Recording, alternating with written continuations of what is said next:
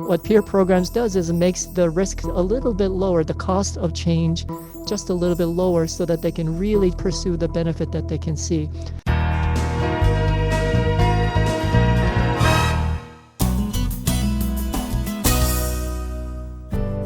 At this month's local Alcohol and Drug Planning Committee meeting, representatives from the HIV Alliance gave an overview on the Prime Peer program, which provides peer support to come alongside those in our community who are on the path to recovery from substance abuse.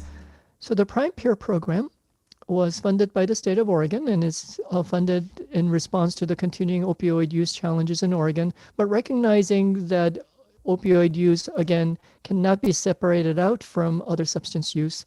So it's much more flexible and open than just thinking about opioids. Prime Peer program is actually targeted at people who are not interested in engagement, not interested in a program, not interested in treatment. Well, what we found is that, pretty amazingly even to us, that half of the people who were engaged with the peers actually sought one form of treatment or another in the year or two that we were engaged with them. And what it turned out to be is that a lot of them had a treatment in mind. It's just that they had a variety of barriers, such as a perception of a stigma or just practical stuff, daily stuff happening. And just providing peer services to them actually increased their willingness and readiness to get engaged in treatment. And it was pretty quick and pretty seamless. Even some of the clients who were just like, don't ever even talk to me about treatment or anything resembling treatment. I will not talk to you again. We were like, fine. And within months, they were enrolled in a program. And what we were able to do is, as they are, in and out of treatments, continue to hold them and support them so that eventually they can actually find a program that works for them. We are looking for people who are at risk of overdose or at risk of some kind of a health problems because of their substance use, but we're not being picky at all. Anybody who is engaged in some kind of a substance use and you are concerned about them, they can be referred to us. Peer support specialists share some aspect of the life experiences of our clients.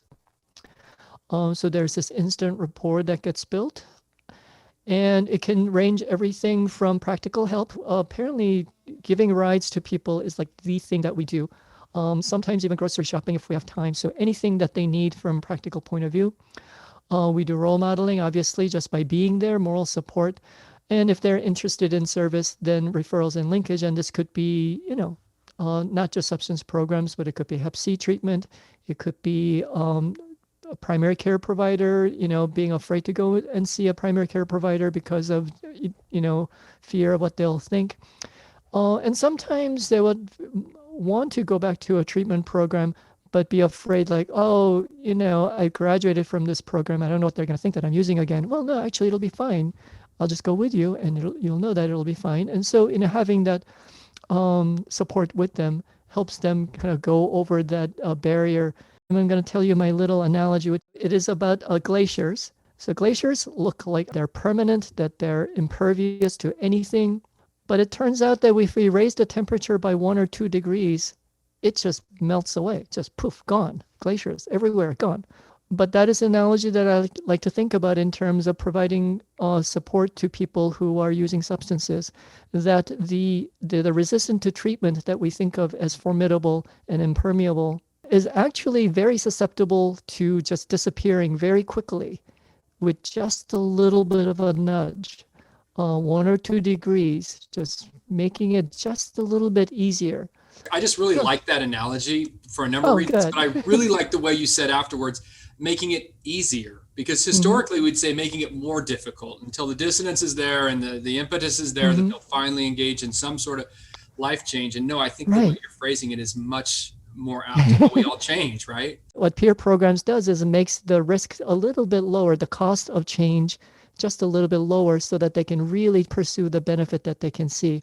So people who are, in that risk benefit is pretty similar. I mean, really, the benefit has to completely outweigh the cost before people will actually make change. So people who are vacillating, sometimes it doesn't seem that way. But when we kind of lower the cost just a little bit, then the benefit always outweighs the cost.